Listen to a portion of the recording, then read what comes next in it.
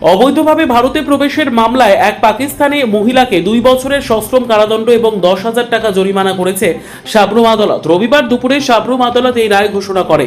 দণ্ডপ্রাপ্ত মহিলার নাম লুইস মিগাত অর্থার ভানু, বয়স 65, তার বাড়ি পাকিস্তানের লাহোরে। মামলার বিবরণ অনুযায়ী গত বছরের 11ই অক্টোবর রাতে সাবরুম রেল স্টেশন থেকে তাকে আটক করা হয়। তদন্তে জানা যায় বৈধ পাসপোর্ট ও ভিসা ছাড়াই তিনি ভারতে প্রবেশ করেছিলেন। পরে তার বিরুদ্ধে সংশ্লিষ্ট আইনে মামলা দায়ের করা হয়।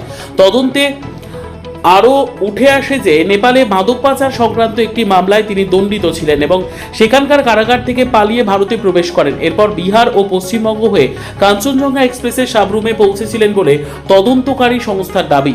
মামলার সাক্ষ্য প্রমাণ ও শুনানি শেষে সাবরুম আদালত তাকে 2 বছরের কারাদণ্ড এবং 10,000 টাকা জরিমানার নির্দেশ দেয়। তবে নেপাল কারাগার থেকে পালানো ও মাদক মামলার অভিযোগ সংশ্লিষ্ট দেশের তদন্তের বিষয় বলে আদালত সংশ্লিষ্ট সূত্রে জানা গেছে।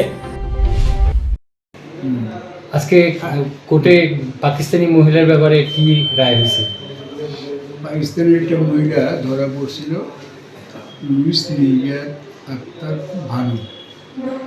তাকে অ্যারেস্ট করার পরে তার বিরুদ্ধে চার্জশিট হয়। চার্জশিট হওয়ার পরে বিভিন্নভাবে এটা মানে তদন্ত হয়। তদন্তের পরে গিয়া সাক্ষ্য প্রমাণের সাক্ষ্য প্রমাণের পরে আজকে তার রায় হয়। রায় এসে 2 বছরের সাজা হয় এবং 10,000 টাকা জরিমানা হয়। বিচারক কে ছিলেন? বিচারক ছিলেন শশীভন দাস, এসডিজেএম। আইও আইন ছিলেন অপু দাস।